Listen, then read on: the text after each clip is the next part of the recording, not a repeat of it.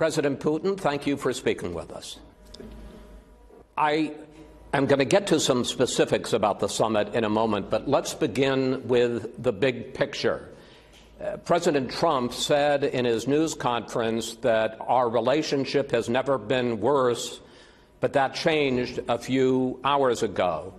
How has the relationship, big picture, between the U.S. and Russia changed today? Primarily, I think we should be grateful to our staff and our aides who spent several last months working with one another, and not just in the preparations of this summit. I'm referring to the effort of our agencies across the board, who worked in even the very sensitive areas, sensitive both for Russia and the United States. Primarily, I refer to the counterterrorism efforts. Today, talking with President Trump, we agreed that terrorism is a greater threat than it seems at first.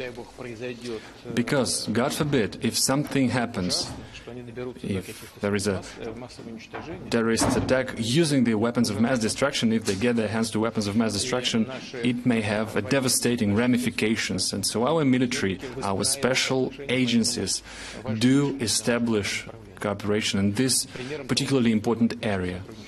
A case in point would be our cooperation in Syria. Although there are some understanding missing to some extent, especially in terms of a broader picture, but this cooperation is going on between the military, between the special services. That is our counterterrorism effort in the general sense of the word.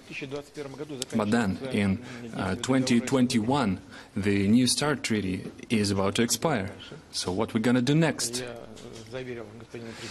I reassured President Trump that Russia stands ready to extend this treaty, to prolong it.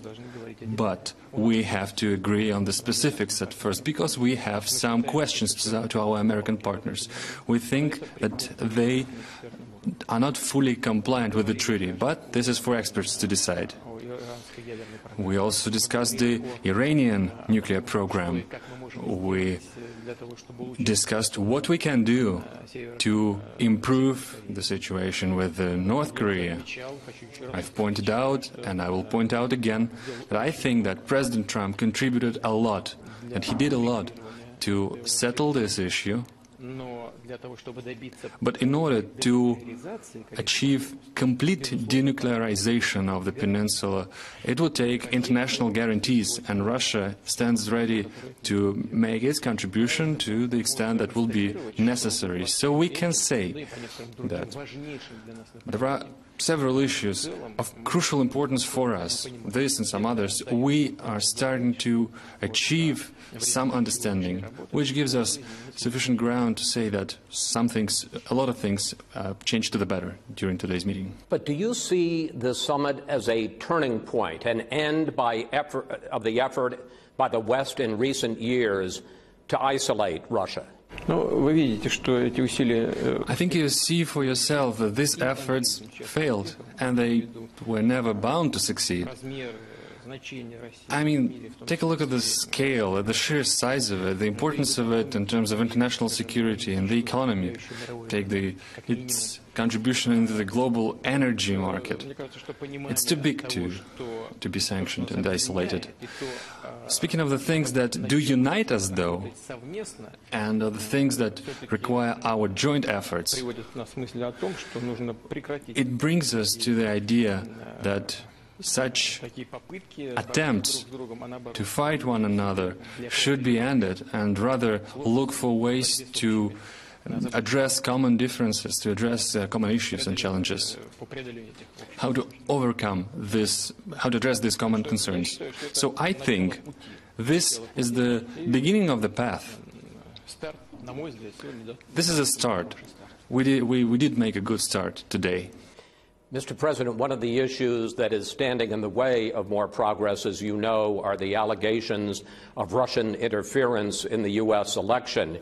You have repeatedly said, and you said again today, that this was not the action of the Russian state, that if it was anything, it was patriotic Russian individuals. I have here the indictment that was presented on Friday from the special counsel Robert Mueller that says that 12 members of Russian military intelligence, the GRU, and they talk specifically about units 26-165 and 74-455. They say, you smile, let me finish. They say that these units were specifically involved in hacking into Democratic Party computers, stealing information, and spreading it to the world to try to disrupt the American election. May I give this to you to look at, sir? Here? Да, положите, пожалуйста. Да. Значит, позвольте мне, Well, let me отвечая на ваш вопрос, начать start answering your question с другого. with something a little bit different. Смотрите, все говорят о Let's have a look at it this way. вмешательстве России. People are talking about the purported interference of Russia with the election process in the United States. I've mentioned this in 2016 and I want to say it now again. And I really wish for your American listeners to listen to what I say. Россия, как государство, First of all, Russia, as a state, has never interfered with the internal affairs of the United States, let alone its elections. But sir, Second point. this is the indictment. It shows, I have 12 names here. It talks about specific units of the GRU, Russian military intelligence. Is the GRU not part of the Russian state? Я сейчас вам отвечу. I'll get to it. Беритесь немножко терпения. Just have a little bit of patience and you'll get a full answer to your question.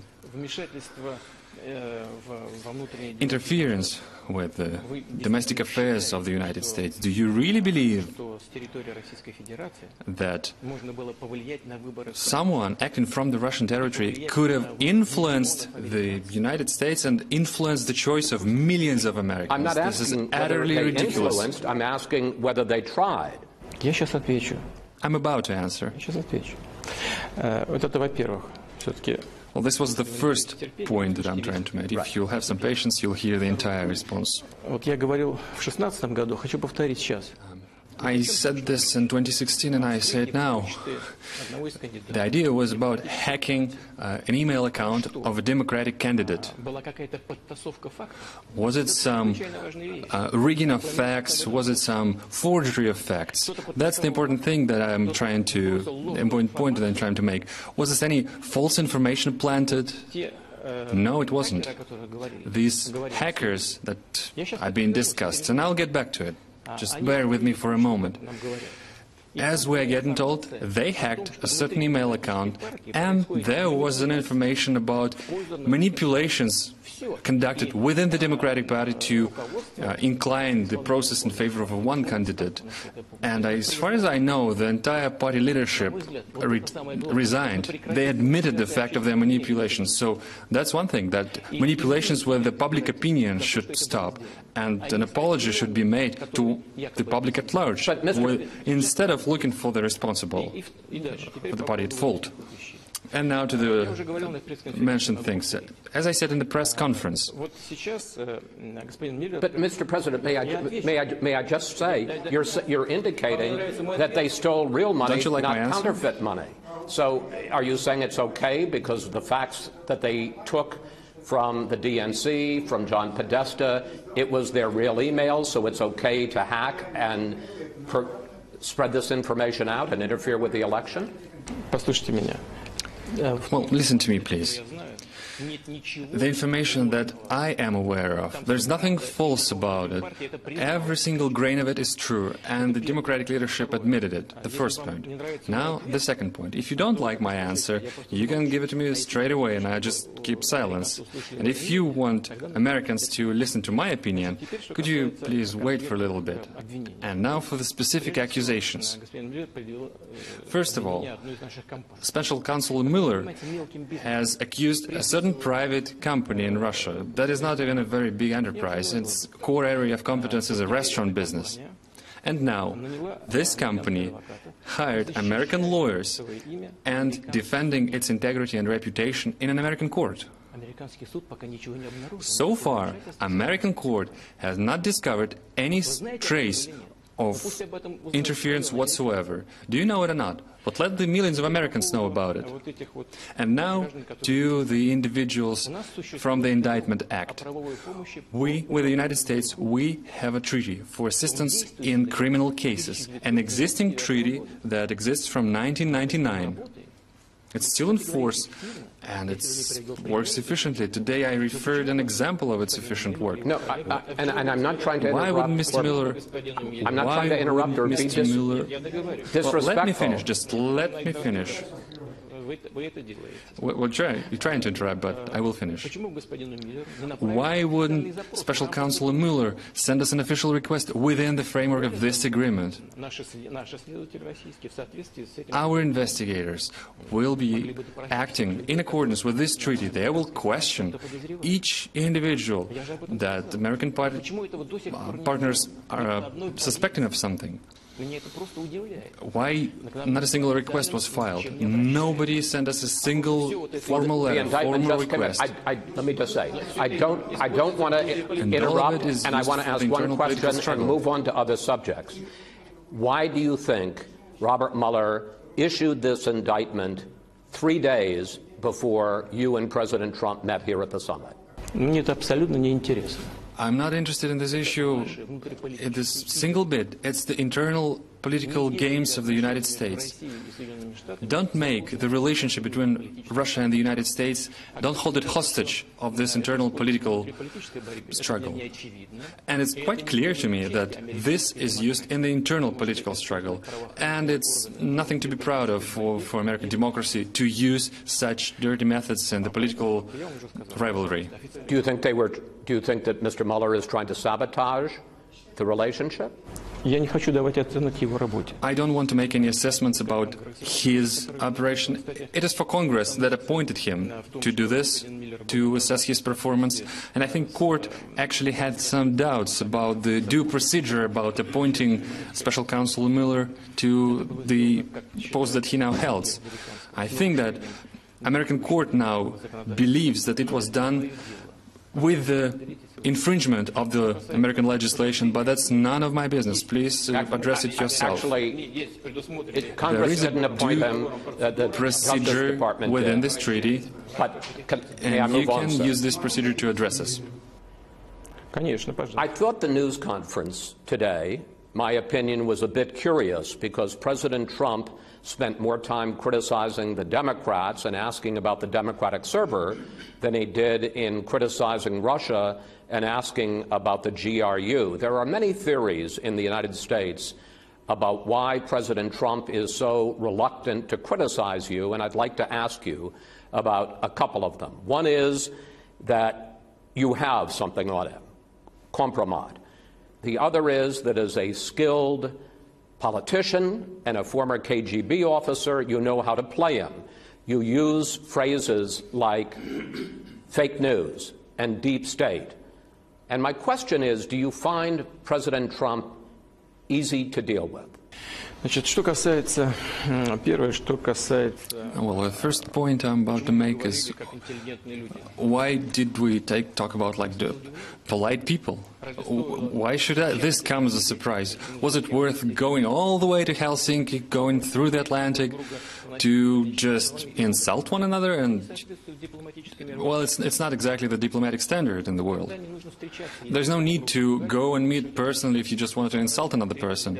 We met to try to find a way for improving our relationship and not aggravating it or destroying it completely.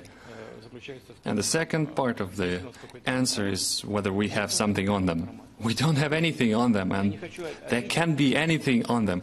I don't want to insult President Trump when I say this, and I may come as rude. But before he announced that he will run for presidency, he was of no interest for us. He was a rich person, but, well, there's plenty of rich persons in the United States.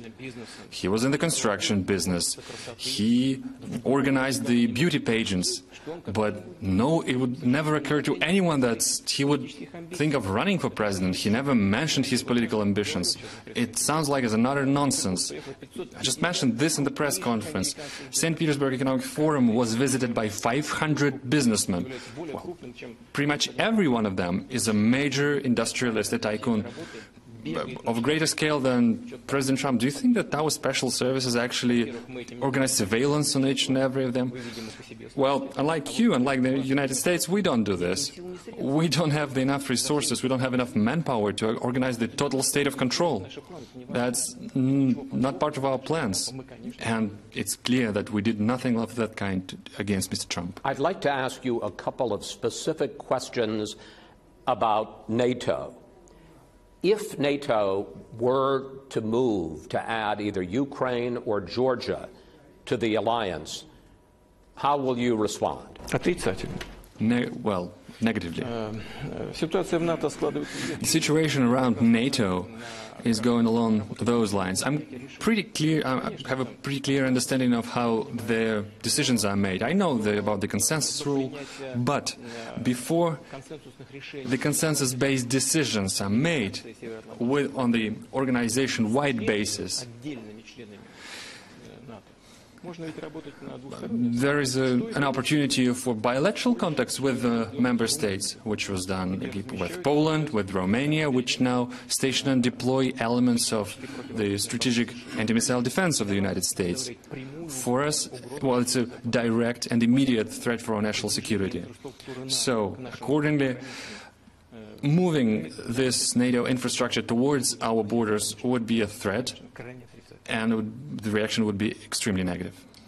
Secondly, there are two major NATO exercises later this year, Anaconda and Trident Juncture. Did you and President Trump discuss those, and did he give any indication, as he did with Chairman Kim of North Korea, when he agreed to stop participating in war games, did he give any indication that the U.S. might not participate in these two NATO operations? Нет, мы это не обсуждали. No, we haven't brought this issue up, although it is a concern for us since the NATO is expanding its infrastructure and facilities. The number of servicemen is on the rise in the regions where they shouldn't be. They increased this manpower to the tune of 10,000 people. This is incompliant to the treaties between Russia and NATO. And this is a destabilizing factor which we have to factor in, but we haven't mentioned this today with President Trump. I want to ask you about Russia's involvement in Syria. According to independent monitors, since the civil war began in 2011, more than 500,000 people have been killed, and Russia has bombed civilians in Aleppo and Ghouta. No qualm about killing innocents? Вы знаете, когда идет война, you know, when there is a warfare going on, and this is the worst thing that can happen for the humankind, victims are inevitable, and there always be a question who's to blame. I think it is the terrorist groups who are to blame, who destabilize the situation in the country. The ISIS, the Jabhat al-Nusra, and the like. Those are the true culprits. And that's exactly the answer that American military give us when they hit civilian objects in Afghanistan or other countries. And it might seem dubious to some people, but in fact it is true. In terms of Syria, American aviation bombed the city of Raqqa, bombed quite heavily, and today we discussed the need for humanitarian operation to be put in place, and I hope we'll make progress in this area. We would really like for the plans that we discussed today to be carried into life. But the UN Commission that is investigating Syria says, and I quote their words, there was deliberate targeting of civilians by Russian pilots flying Su-24 and 34 military aircraft. Вы знаете, это все подлежит проверкам и оценкам. Well, all of it can be verified and assessed, but I just want to get back to Raqqa. Well, aircraft We that can't talk bombed about Raqqa Aleppo were and not... Ghouta? Нет, мы можем говорить и об Алеппо, и... Well, we can discuss both, but should we also throw in Raqqa for good measure? We shouldn't take things out of the context and completely forget about others, shall we? I don't think that there has been the bloodshed in Raqqa that there was the hundreds of thousands of people who were killed in Aleppo and in Ghouta and in the entire civil war, 500,000 people. By some estimates, 20,000 children have been killed by the Assad regime and his supporters in Moscow. Are they terrorists? Вы глубоко заблуждаетесь, и мне очень жаль, что вы не знаете реальность. You are completely deceived, and I'm very sorry that you do not know the real situation about Syria. A huge proportion of civilian population of Raqqa died. It was erased from the face of the earth. It reminds Stalingrad from the World War II, and there's nothing good about it. And I reiterate, the blame is on those individuals who take guidance from their terrorist beliefs and use the civilian population as hostages. At the G7 summit, President Trump reportedly told the other leaders that Crimea might as well be Russian because everybody there speaks Russian. Did he give you any indication that at some point, not today, but at some point he might recognize Russia's annexation of Crimea or lift sanctions or move to bring Russia back into the G7, now the G8, all of which happened as a result of the annexation of Crimea? Во-первых, хочу вас поправить. First of all, I'd like to make a correction. The joining of Crimea to Russia is not an annexation. Well, the in democratic governance, free manifestation of a person's will is a referendum, and people in Crimea went to a referendum and voted for joining Russia. Well, if this is annexation, what is democracy then? Secondly, we are aware of President Trump's posture that that the Crimea is part of Ukraine. He told me this today. I responded with the words pretty much similar to what I said to you, and I think we should leave a discussion at that. All right, we're running out of time anyway. Let's move on. Last year, Defense Secretary Mattis said that Russia is the greatest threat. Russia is the greatest threat to the United States.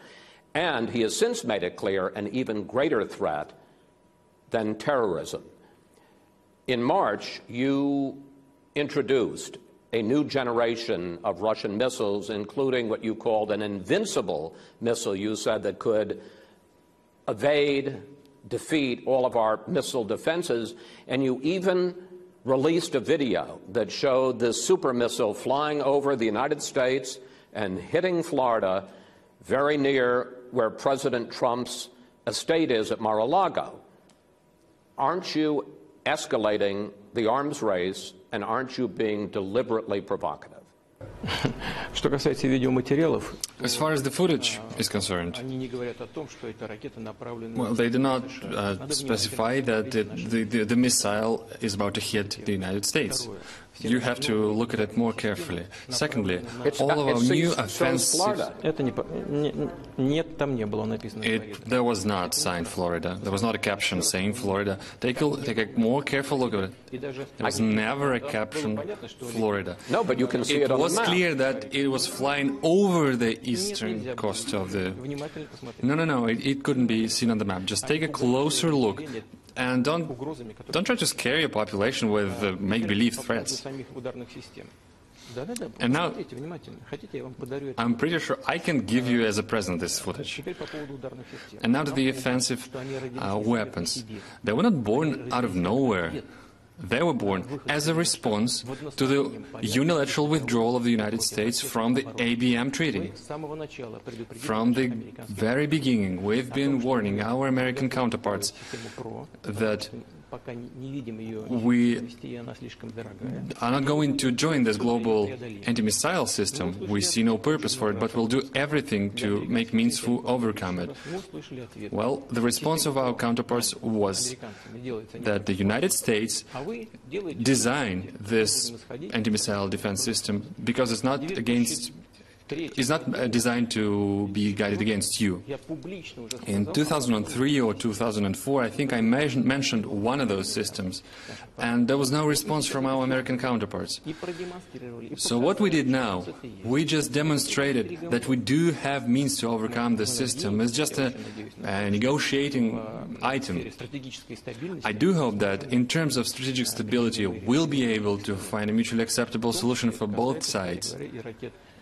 And that applies to the INF Treaty and to the intermediate and shorter range missiles as well. I have limited time. I'd like to ask you about the alleged INF violation, but I want to move on and ask you three final questions about Vladimir Putin. When you were first elected in the year 2000, you were portrayed as a democratic reformer. You talked about the value of European culture, and you did not even rule out becoming a part of NATO. What happened? Во-первых, со мной ничего не изменилось. Well, nothing changed about me. Я каким был, таким и остался. I am the way I am. I am the way I was. I was elected as the president of the Russian Federation as an adult man. And in this age, your preferences, beliefs, and attitude towards life does not change that much. But we have to react to what's going on around us. Well, take the NATO expansion to the east. When the Soviet Union was withdrawing troops from Germany, Russians should know, we were told that Russians should know one thing, that NATO would never extend beyond the German borders. Within 2 waves it happened, despite our principled posture. Nobody gave a damn about our posture. Well, we didn't want the United States to withdraw from the ABM Treaty, but they did, despite our requests not to do it. All the requests were denied. And the examples abound. Take events in Yugoslavia. You know that President Yeltsin was completely against this conflict. And the only legal way to use the force is through the sanction of the Security Council of the United Nations. And the examples abound, examples of events that deteriorated the status of our relationship. Or take the application of U.S. legislation extraterritorially, beyond its borders. Well, it was not us who made these steps. You asked me about Crimea, you asked me about Ukraine. It were not us who organized a military coup in the country that completely ignored the constitution. It was not us who was giving pies on the city squares. It is not the way to deal with such issues. And where it happened exactly by our border. So nothing happened to me. What happened to you is what I want to know. What happened to the West? You say nothing happened to you, but I need to ask you domestically, not internationally, domestically inside Russia. Why is it that so many of the people that oppose Vladimir Putin end up dead or close to it? Former Russian spy and double agent Sergei Skripal, the victim of a nerve agent attack in England. Boris Nemtsov, a political opponent, gunned down near the Kremlin. Investigative reporter Anna Politkovskaya, murdered in an apartment building. Why is it that so many people who were political enemies of Vladimir Putin are attacked? Ну, во-первых, у нас у всех много политических противников. Well, first of all of us have plenty of political rivals. I'm pretty sure President Trump has plenty of political But they rivals. don't end up dead. Но не всегда. А вас что, президентов не убивают? Not always. Well, haven't presidents been killed in the United States? Have you forgotten about it? Кеннеди где убили? Well, В США или в России? Has Kennedy been killed in Russia or in the United Что States? случилось? Что вообще происходит Or Mr. King?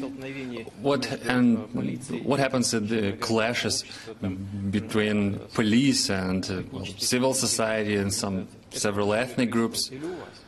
Well, that's something that happens on the U.S. soil. А то, что All of us have our own set of domestic problems. But going back to what happened in Russia, yes, we do have crime, and unfortunately, there are some crimes. And at some extent, Russia's statehood is maturing, and there are some side effects, and we persecute people responsible for these crimes. But since you've mentioned the Skripal case, we would like to get at least some sort of a document and evidence about it, but nobody gives it to us. It's the same thing as the accusations with meddling into election process in America. We've recently heard that 2 more people suffered from the same nerve agent that is called Novichok. But I've never even heard the last names of these persons. Who are they? What? Supposedly they picked up the bottle that was used to attack Skripal. May I ask you one last question, sir? Послушайте, нет, давайте мы с этим. Well, no, let us seal this issue first.